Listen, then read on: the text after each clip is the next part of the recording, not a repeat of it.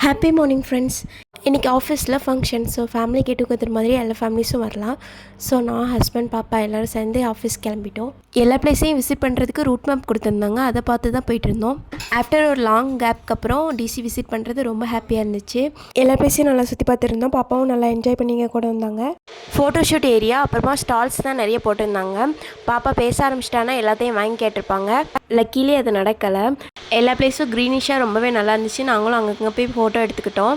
இது பார்க்கும்போது எல்லா சாட்டர்டே சண்டேயும் இது மாதிரி ஃபங்க்ஷன் வச்சா எப்படி இருக்கும் அந்த மாதிரி தான் தோணுச்சு. ஆஃபீஸில் இந்த பிரமிட் வியூ எனக்கு ரொம்ப பிடிச்சிருந்துச்சு. இதை பார்க்கும்போது ஒரு ஃபாரின் லுக் கொடுத்துச்சு. இந்த ஸ்கெட்ச் ஸ்ப்ரே தான் எல்லோரும் யூஸ் பண்ணிகிட்டு இருந்தாங்க. அது நாங்கள் போகும்போது காலியாகிடுச்சு.